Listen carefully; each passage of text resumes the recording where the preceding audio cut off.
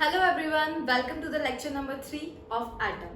So in last lecture we calculated the velocity of the electron and the radius of the allowed orbits using Bohr's hypothesis. So third point we are going to calculate the energy of the electron. After that we are going to calculate the wavelength of the electron, and after that we will discuss the hydrogen spectrum or atomic spectrum. Okay, so let's start with calculating the energy of the electron. So our first topic is, in last lecture we calculated the value of radius and velocity. These were the values. Okay, so our first topic is energy of electron. Okay, तो bourse hypothesis की मदद से हम क्या करेंगे, अब energy calculate करेंगे electron की, क्योंकि हमने अभी तक ये पढ़ा है कि एक पर्टिकुलर ऑर्बिट के अंदर जो इलेक्ट्रॉन की एनर्जी होगी वो क्या होगी, स्टेशनरी होगी, वो ना तो घटेगी ना ही बढ़ेगी एक पर्टिकुलर ऑर्बिट के अंदर. ओके, सो अज्यूम कर लेते हैं m mass electron revolving in r radius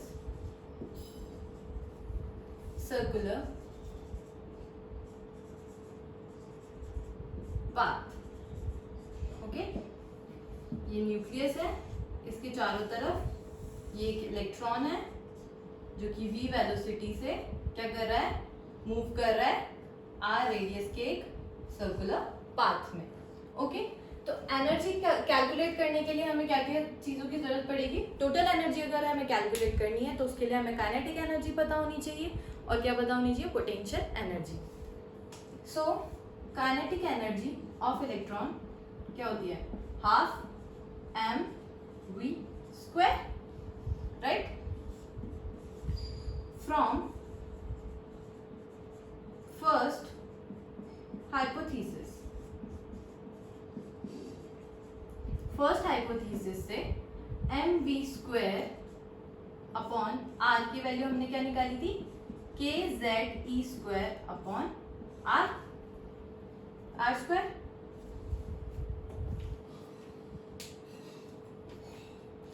okay,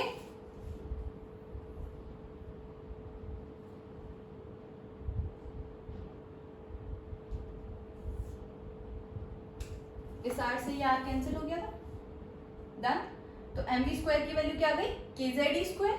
इस के जेड ई स्क्वायर को अपन यहाँ पे एम वी स्क्वायर की जगह पुट कर देंगे. तो हमारी इक्वेशन क्या बन जाएगी, काइनेटिक एनर्जी की half K Z E square upon R. यहां तक क्लियर, ये अपनी काइनेटिक एनर्जी आ गई. ओके, ये तो हो गई काइनेटिक एनर्जी. अब पोटेंशियल एनर्जी क्या होती है, पोटेंशियल एनर्जी. पोटेंशियल एनर्जी का फॉर्मूला क्या होता है, U से जिसको रिप्रेजेंट करते हैं अपन, इलेक्ट्रोस्टैट में पढ़ा है, K Q Q naught upon R minus का. ओके, यहाँ पे Q क्या है, ZE, और क्यू नॉट क्या हो गया, E. वैल्यूज पुट करो, K Z E into E upon R, negative. तो पोटेंशियल एनर्जी क्या हो गई हमारी, minus K Z E square upon R. Okay, तो ये हो गई हमारी काइनेटिक एनर्जी और पोटेंशियल एनर्जी की वैल्यूज. इसके बाद हम क्या करेंगे, टोटल एनर्जी की वैल्यू निकालेंगे. टोटल एनर्जी क्या होती है, kinetic energy plus potential energy, यही होती है. तो देखिए, काइनेटिक एनर्जी की वैल्यू पुट करेंगे अपन, half equals to half K Z E square upon R minus K Z E square upon R. ये क्या है, half K Z E square, ये क्या है, के जेड ई स्क्वायर. ये क्या है, एक वैल्यू है पूरी, और ये क्या है, आधी है इसकी. एक में से आधा गया, क्या बचा, आधा. और बड़ी वैल्यू क्या है, नेगेटिव है बीच में साइन, तो क्या हो जाएगी, ई की value minus K Z E square upon R. तो टोटल एनर्जी की वैल्यू अपनी क्या आ गई, minus half K Z E square upon R. ये आ गई हमारी एनर्जी की वैल्यू। ओके, आगे देखिए, आगे हम क्या करेंगे, अब इस एनर्जी के फॉर्मूले में ये जो रेडियस हमने कैलकुलेट की थी आर, इसकी वैल्यू यहाँ पे पुट करेंगे। तो फर्दर देखिए आगे,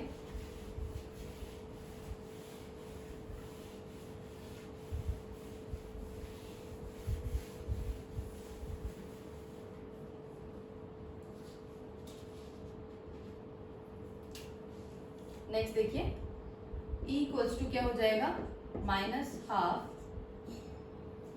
के Z E square upon R की वैल्यू पुट करो, N square H square 4 pi square M K Z E square. कुछ कैंसिल हो रहा है, नहीं हो रहा, तो आगे इन सबको मल्टीप्लाई कर देंगे, minus half 4 pi square 4 pi square K square Z square E raise to the power 4 M upon N square H square. ठीक है, अब हम क्या करेंगे, कॉन्स्टेंट्स को अलग कर लेंगे और वेरिएबल क्वांटिटी को अलग कर देंगे। तो ये 2 से ये कैंसिल हो रहा था, माइनस का 2 pi square K square M e raised to the power 4 upon H square. Okay, और यहाँ पे वेरिएबल क्या हो गए अपने, Z square upon N square. ठीक है, ये आ गई अपनी एनर्जी की वैल्यू। इस कांस्टेंट की वैल्यू को कैलकुलेट करेंगे हम, तो इस कांस्टेंट को हम लेट कर लेते हैं पहले, minus R dash Z square upon N square. इस कांस्टेंट को हम ले लेते हैं, इस कांस्टेंट को जब वैल्यू कैलकुलेट करेंगे हम, तो इस कांस्टेंट की वैल्यू आएगी हमारे 13.6, तो minus 13.6 Z square upon N square. This is the value of total energy. Okay, ये आ गई हमारी एनर्जी की वैल्यू। अब देखिए, ये वाला जो फॉर्मूला है, इस फॉर्मूले से हम क्या करेंगे, पोटेंशियल एनर्जी और काइनेटिक एनर्जी जो है उसको हम क्या करेंगे, एनर्जी टोटल एनर्जी की फॉर्म में लिख लेंगे। तो फर्दर हम जैसे कैलकुलेशन के लिए यूज में लेते हैं, कई बार क्या होता है, क्वेश्चन करवाएगा आपसे कि क्वेश्चन पूछ लेता है कि टोटल एनर्जी की वैल्यू दी हुई होती है और उससे पोटेंशियल एनर्जी और काइनेटिक एनर्जी कैलकुलेट करनी होती है, तो हम पूरी वैल्यूज थोड़ी पुट करेंगे, इसको हम डायरेक्टली ऐसे लिख लेते हैं, जैसे एनर्जी इक्वल्स टू, देखिए माइनस का half K Z E square आ रहा है और काइनेटिक एनर्जी क्या थी, half K Z E square थी। काइनेटिक एनर्जी की वैल्यू क्या थी, half K Z E square upon R. तो ये क्या हो गया, टोटल एनर्जी का नेगेटिव क्या हो जाएगी, काइनेटिक एनर्जी के इक्वल हो जाएगी। First point.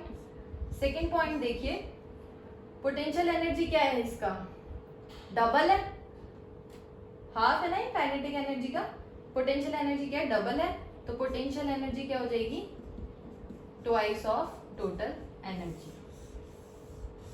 नेगेटिव तो उसमें भी है, ठीक, तो ट्वाइस ऑफ टोटल एनर्जी क्या होती है, पोटेंशियल एनर्जी, और नेगेटिव ऑफ एनर्जी क्या होता है, काइनेटिक एनर्जी। ये दोनों फॉर्मूले आपके न्यूमेरिकल्स में काफी हेल्प करेंगे। ठीक है, तो ये थी हमारी एनर्जी की बात। एनर्जी का फॉर्मूला हमारा निकल के आ गया है, minus 13.6 Z square upon N square. किस पर डिपेंड कर रहा है ये, अपने वही जेड स्क्वायर यानी एटॉमिक नंबर और एन स्क्वायर यानी अलाउड ऑर्बिट्स की वैल्यू के ऊपर डिपेंड कर रहा है।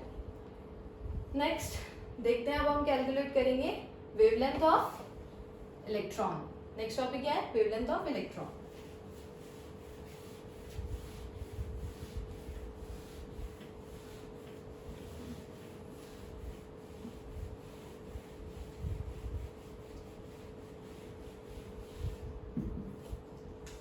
एनर्जी की वैल्यू आ गई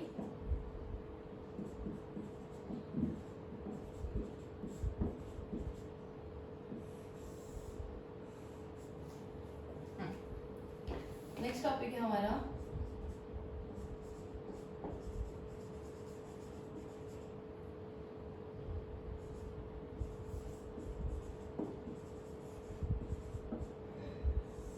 वेवलेंथ ऑफ इलेक्ट्रॉन। ओके, तो सिमिलरली जैसे हमने एनर्जी कैलकुलेट करी है, उसी की मदद से हम क्या करेंगे, वेवलेंथ ऑफ इलेक्ट्रॉन को भी कैलकुलेट करेंगे। तो उसके लिए हम क्या करेंगे, सबसे पहले एक इलेक्ट्रॉन लेंगे जो कि जंप कर रहा है हायर एनर्जी लेवल से लोअर एनर्जी लेवल के अंदर, ठीक है। एन इलेक्ट्रॉन, अज्यूम कर रहे हैं electron jump from higher N2 level, बोल लो N2 level to N1 level, then देखिए बोर्स के हाइपोथेसिस में हमने क्या पढ़ा था, जब इलेक्ट्रॉन जंप करेगा N2 लेवल से N1 लेवल के अंदर तो क्या करेगा, एनर्जी रिलीज करेगा, ठीक है। तो कितनी एनर्जी रिलीज करेगा, N2 लेवल के लिए एनर्जी, अब हमें पता लग गया एनर्जी की पर्टिकुलर वैल्यूज होंगी, जैसे जैसे N की जो वैल्यू होगी एनर्जी की वैल्यू भी चेंज होगी। तो एनर्जी क्या हो गई, यहाँ से क्वांटाइज हो गई, ये हमें पता लगा कि जो एनर्जी है वो क्या है, क्वांटाइज है।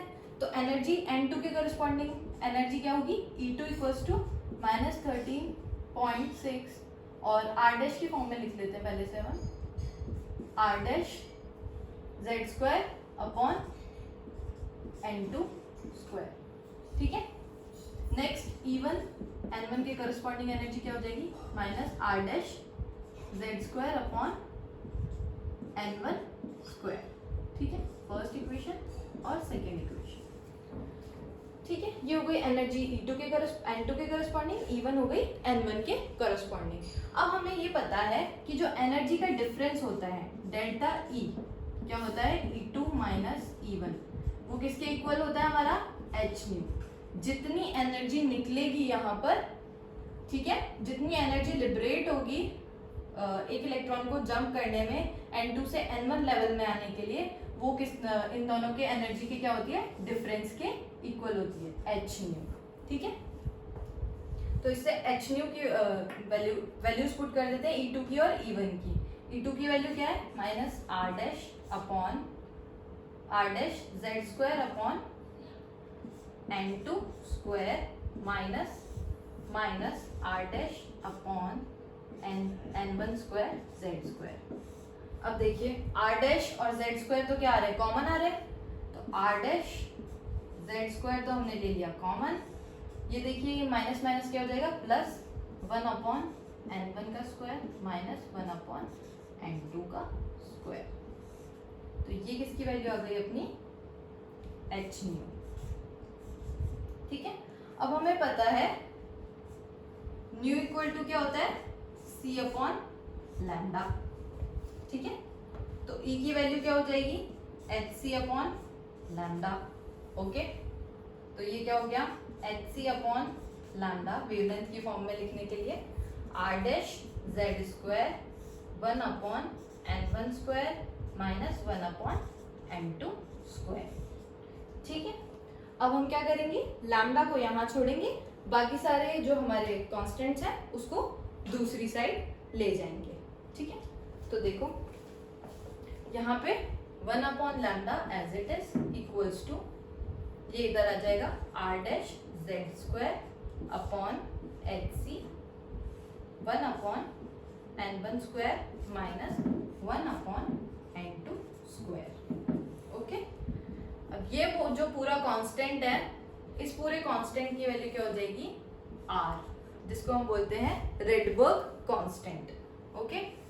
1 upon N1 square -1 upon N2 square.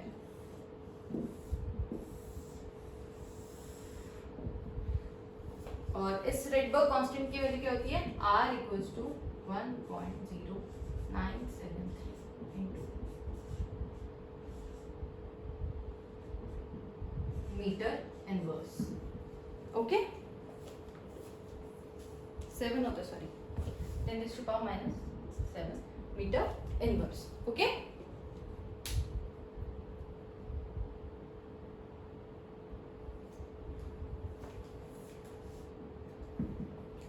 तो ये था हमारा wavelength of electron, okay. Wavelength of electron calculate हो जाएगी 1/λ equals to r 1/n1² minus 1/n2²। तो ये आ गई हमारी वेवलेंथ की वैल्यू, इसको भी इधर लिख लेते हैं 1/λ equals to r 1/n1² minus 1/n2²। n1 की वैल्यू क्या होगी, जिसके अंदर आ रहा है इलेक्ट्रॉन, और n2 क्या होगा, जहां से वो आ रहा है इलेक्ट्रॉन, जिस ऑर्बिट से आ रहा है वो तो होगा n2, और जिसमें आ रहा है वो होगा n1। और ये आपको पता ही है 1/λ क्या होता है, वेव नंबर के इक्वल होता है। ठीक है, क्लियर। तो ये आ गई हमारी वेवलेंथ, एनर्जी, वेलोसिटी और रेडियस। तो इसके बाद में जब हम ये सारी वैल्यूज कैलकुलेट कर लेते हैं तो हम हाइड्रोजन स्पेक्ट्रम को भी समझा सकते हैं। तो बोर के मॉडल से हाइड्रोजन स्पेक्ट्रम को भी समझा दिया गया था। ठीक है, यहाँ तक क्लियर बिल्कुल। इसके बाद में हम क्या करेंगे, अब हम पर्टिकुलर हाइड्रोजन स्पेक्ट्रम के बारे में ही डिस्कस करेंगे। Okay, so next topic is hydrogen spectrum. In formulas जो हमने फॉर्मूले कैलकुलेट किए हैं ना, ये सब यूज में आएंगे हाइड्रोजन स्पेक्ट्रम को समझाने में। ठीक है,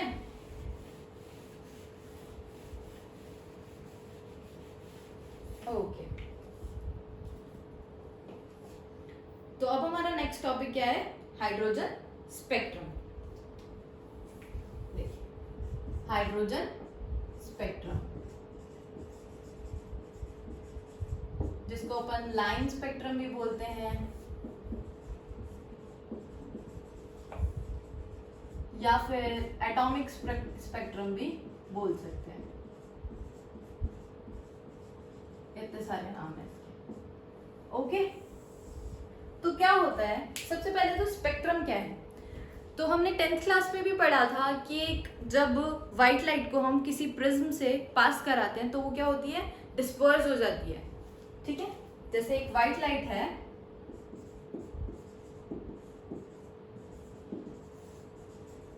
इसको हमने क्या किया था, प्रिज्म से पास कराया था। या फिर ये मान लीजिए आप किसी भी बॉडी या मटेरियल को जब हम हीट करते हैं तो वो क्या करता है, रेडिएशन एमिट करता है, और उस रेडिएशन को हमने, ये व्हाइट लाइट है, इसका रेडिएशन है, रेडिएशन एमिट करेगा ये, इसको हमने प्रिज्म से पास कराया। तो ये क्या हुआ था, यहाँ स्क्रीन पे जब ऑब्जर्व किया तो ये अलग अलग कलर्स में डिस्पर्स हो गई थी, ये विबग्योर, राइट। तो इसके अंदर जब स्पेक्ट्रम दिखा गया, ये जो पूरा जो कलर्स का जो स्पेक्ट्रम बना ना, ये पूरा यहाँ पे स्क्रीन के ऊपर, इसको बोलते हैं स्पेक्ट्रम। और ये जो कलर्स का स्पेक्ट्रम बना था, तो ये देखा गया था कि ये पूरा कंटिन्यूअस था। ऐसा नहीं था कि वॉयलेट कलर आ गया उसके बाद में डायरेक्ट इंडिगो आ गया, नहीं, पहले वॉयलेट, फिर उससे लाइट, फिर उससे लाइट होते होते, मतलब ऐसा कोई डिसकंटिन्यूटी नहीं दिखी थी बीच में, कि बीच में कोई क्या हो रहा था, बैंड ब्रेक नहीं हो रहा था, ये क्या था, पूरा कंटिन्यूअस था।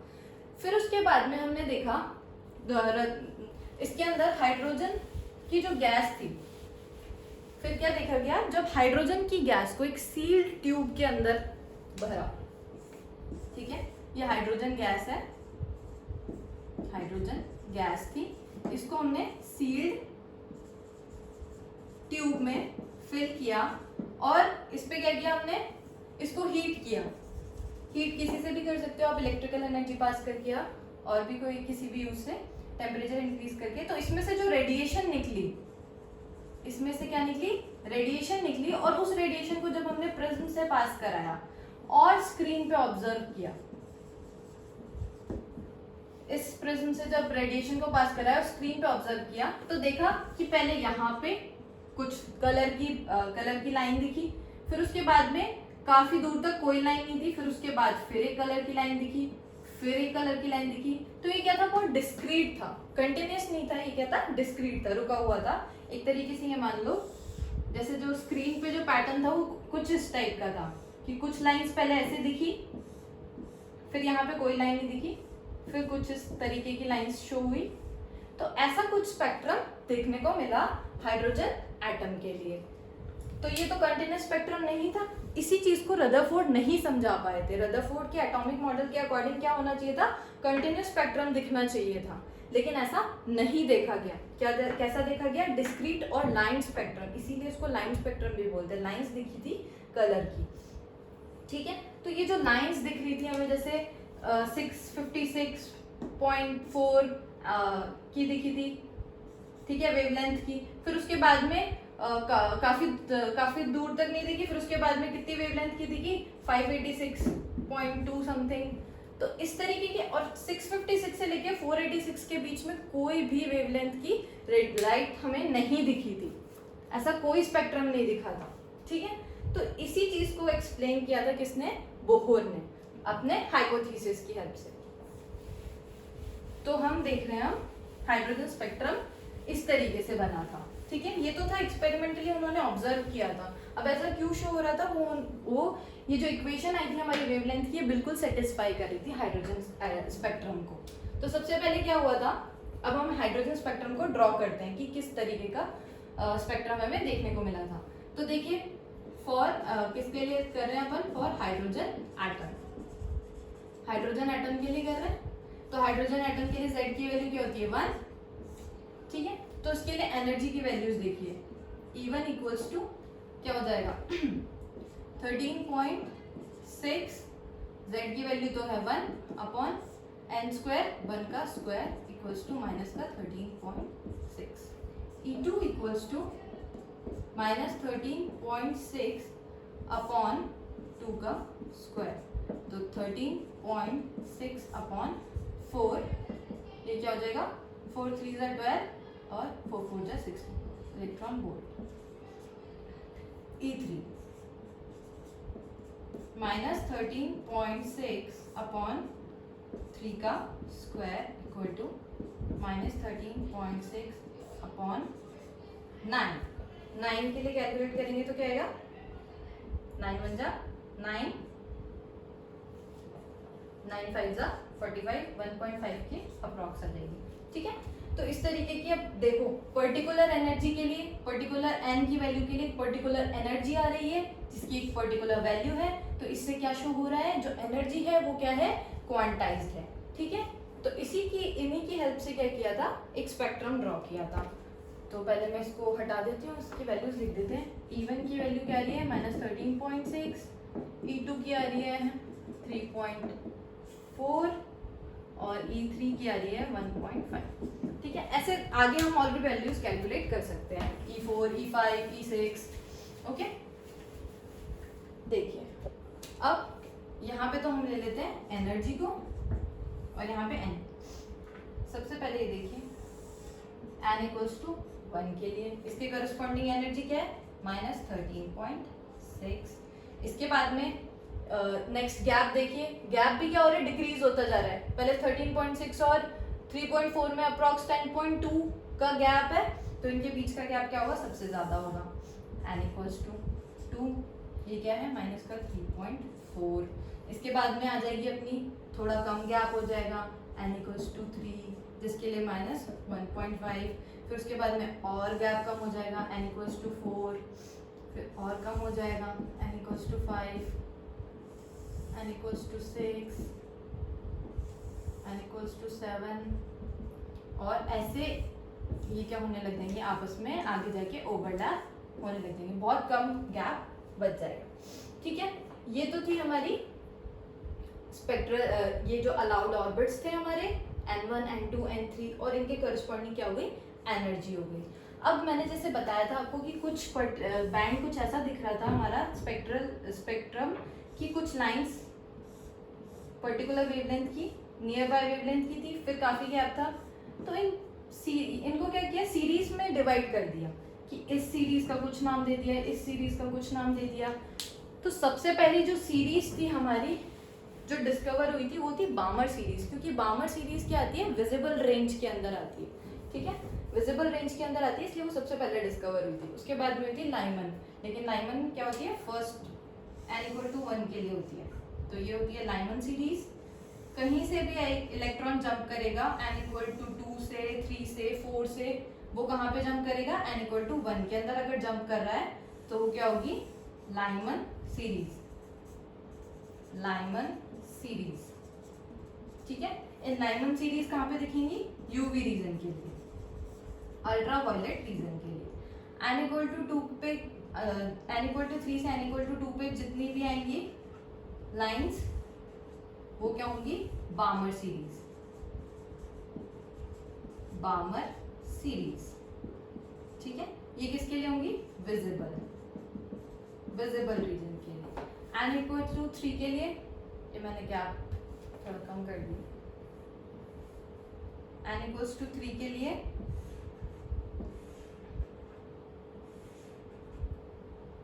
पास्टन, ये किसके लिए होती है? इंफ्रारेड के लिए, IR रीजन के लिए पास्टन। फिर उसके बाद में n इक्वल टू 3 यहाँ 4, n equal to 3, n equal to 4, n equal to 5 Paschen. फिर यहाँ पे आ जाएंगी हमारी ब्रैकेट,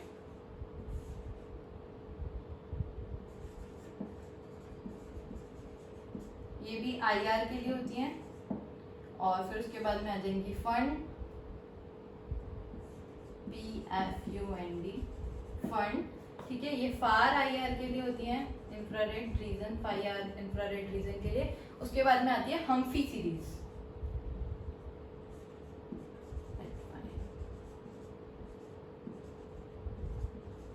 ठीक है। तो ये सारी हमारी क्या हुई थी? सीरीज शो हो रही थी हाइड्रोजन स्पेक्ट्रम के अंदर। अब इन सीरीज के नाम भी हो गए थे, और ये विजिबल रीजन के लिए, यूवी रीजन के लिए, ये IR के लिए फाई IR, फार IR के लिए हम्फी सीरीज आ गई थी। ठीक है, अब देखिए कुछ रिलेशंस। जो वेवलेंथ है हमारी, वेवलेंथ क्या है? इनवर्सली, एक सेकेंड, वेवलेंथ जो है हमारी इनवर्सली प्रोपोर्शनल है, wavelength is inversely proportional to n square. ठीक है, तो जैसे जैसे n की वैल्यू बढ़ेगी वैसे वैसे क्या होगी? वेवलेंथ की वैल्यू कम होगी। तो सबसे ज्यादा लॉन्गेस्ट वेवलेंथ, लॉन्गेस्ट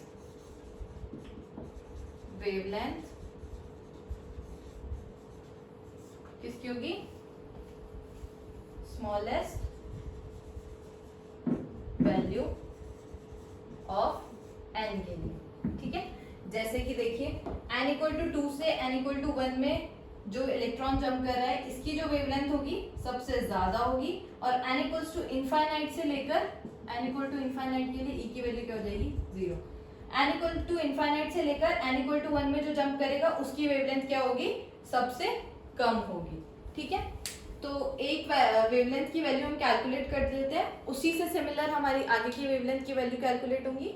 और फिर मैं आपको कुछ रेंज लिखवा दूंगी वेवलेंथ की, वो कैलकुलेशन के वक्त काफ़ी बेनिफिट देंगी, क्योंकि कई बार हमसे क्वेश्चन में ऐसे पूछ लेते हैं कि पर्टिकुलर n की वैल्यू दे देगा, और n की वैल्यू देने के बाद ऐसे पूछ लेता है कि कौन सी सीरीज को रिप्रेजेंट कर रहा है वेवलेंथ की वैल्यू कैलकुलेट करने के बाद।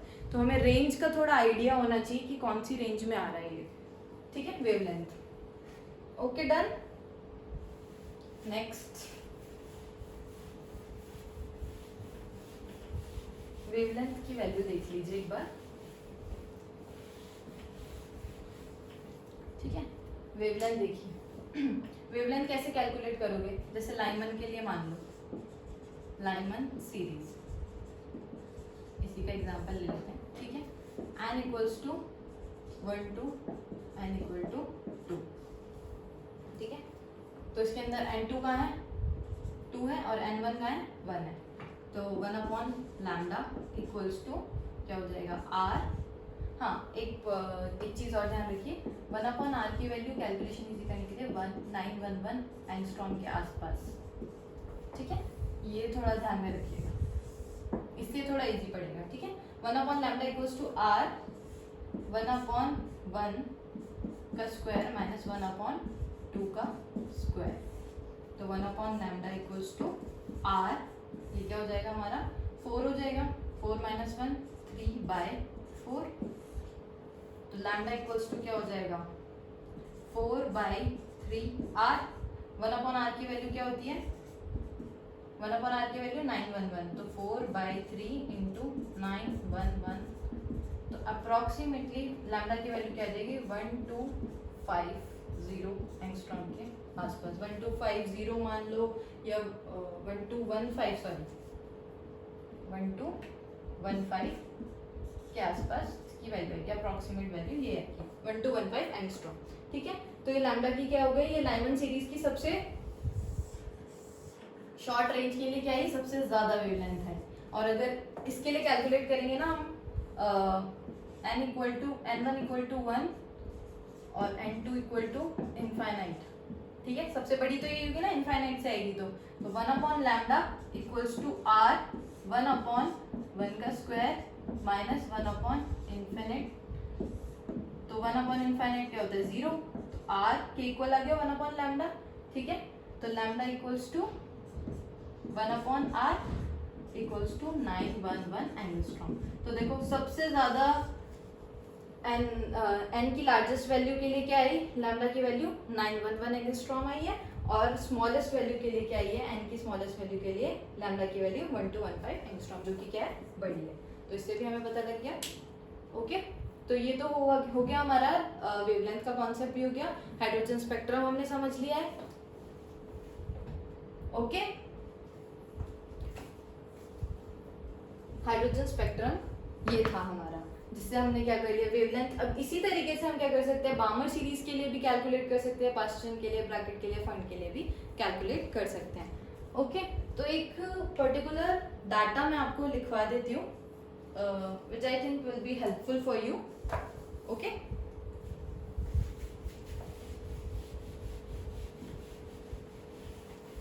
तो लाइमन के लिए तो हमने कैलकुलेट कर लिया।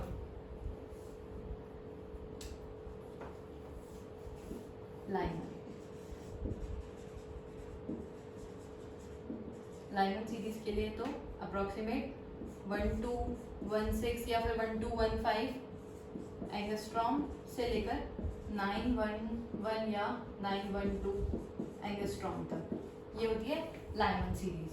उसके बाद बामर,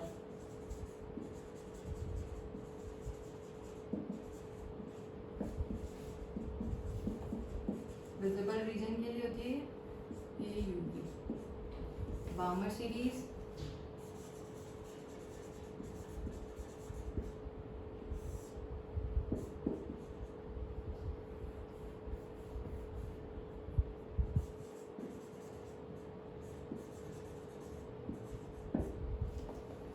बामर सीरीज जो होती है विजिबल रीजन के लिए होती है, तो विजिबल रीजन के लिए रेंज क्या होती है अपनी, 6000 या 6500 के आसपास होती है, 6563 से लेकर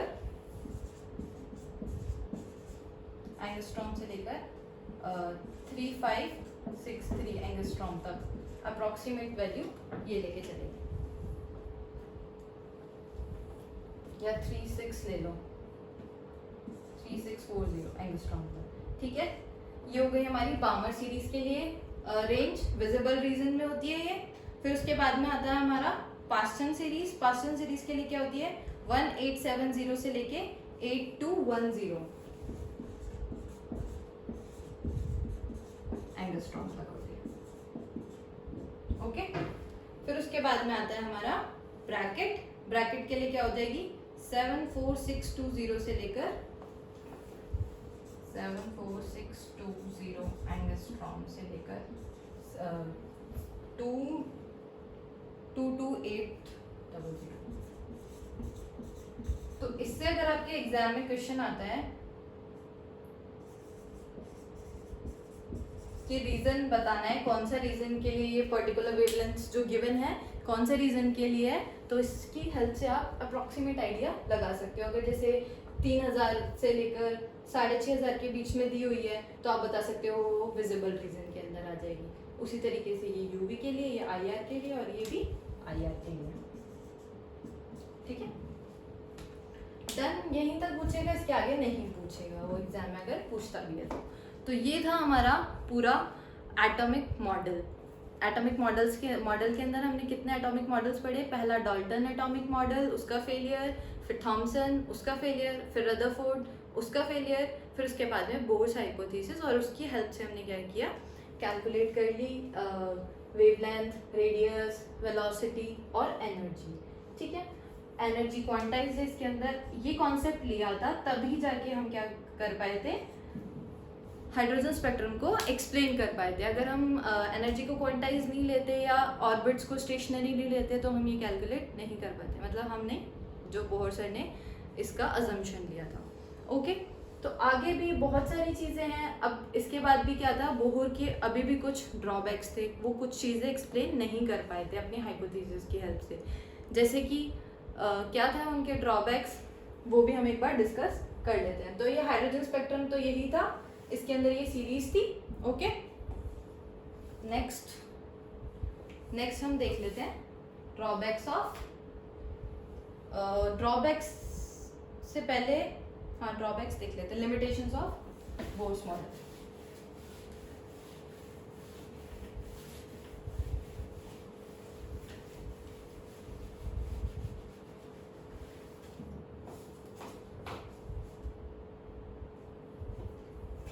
तो क्या हुआ था, ये जो थ्योरी थी बोहर सर की, ये क्या थी, हाइड्रोजन एटम या हाइड्रोजन जैसे एटम, जैसे कि जिनमें एक ही इलेक्ट्रॉन और एक ही प्रोटॉन प्रेजेंट होगा, उन्हीं के स्पेक्ट्रम को समझा पा रही थी। जैसे कि हीलियम प्लस हो गया, Li+2 हो गया, ठीक है। ऐसे एटम्स जो क्या थे, हमारे हाइड्रोजन लाइक एटम्स थे, उन्हीं को एक्सप्लेन कर पा रही थी। पहला ड्रॉबैक तो ये था।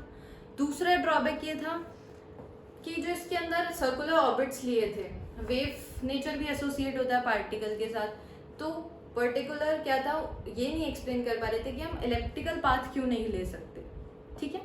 और तीसरी चीज़ ये थी मेन जो इफेक्ट थे हमारे, स्टार्क इफेक्ट और जीमान इफेक्ट।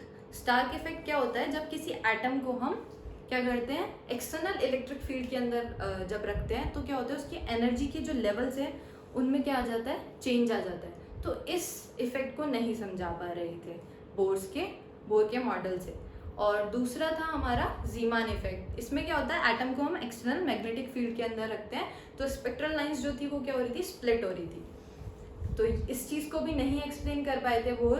और फोर्थ पॉइंट जो था वो ये था, फोर्थ पॉइंट ये था कि जो बोर था उसके अंदर, बोर मॉडल जो था उसके अंदर जो स्पेक्ट्रल लाइंस आ रही थी, वो पर्टिकुलर लाइंस को तो एक्सप्लेन कर रहा था, लेकिन कुछ स्पेक्ट्रल लाइंस ऐसी भी देखी गई थी जो कि क्या थी, बहुत पास थी और उनकी फ्रीक्वेंसी में बहुत स्लाइटली चेंज था।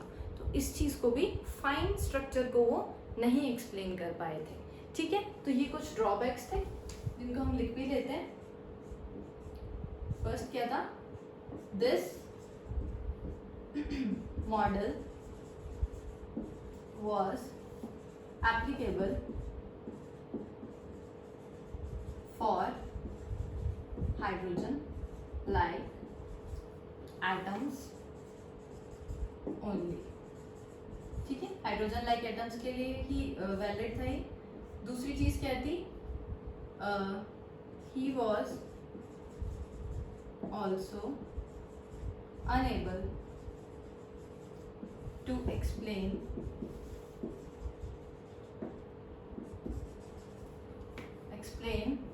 stark effect and Zeeman effect,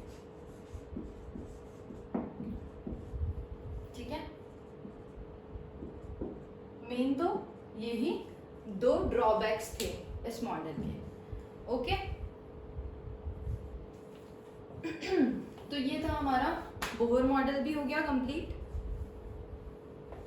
और हाइड्रोजन स्पेक्ट्रम भी हो गया। अब कुछ क्वेश्चंस करने होंगे, वो करेंगे हम नेक्स्ट लेक्चर के अंदर, ओके। तो कुछ क्वेश्चंस हम करेंगे बोहर के मॉडल से रिलेटेड। मेनली तो क्या होता है, आपके जो क्वेश्चंस पूछे जाते हैं मेनली पूछे जाते हैं लैम्डा के ऊपर, एनर्जी के ऊपर। ये दो मेन टॉपिक हैं, दो मेन फॉर्मूले जिनके ऊपर हमारे क्या होते हैं, न्यूमेरिकल्स बनते हैं और न्यूमेरिकल्स पूछे जाते हैं। तो हम क्या करेंगे कल की क्लास में, नेक्स्ट लेक्चर के अंदर, मतलब हम इन दोनों फॉर्मूलों पे बेस्ड कुछ क्वेश्चंस कर लेंगे और भी एक दो कंसेप्चुअल क्वेश्चंस होंगे, वो हम नेक्स्ट लेक्चर में डिस्कस करेंगे। Okay then, bye bye.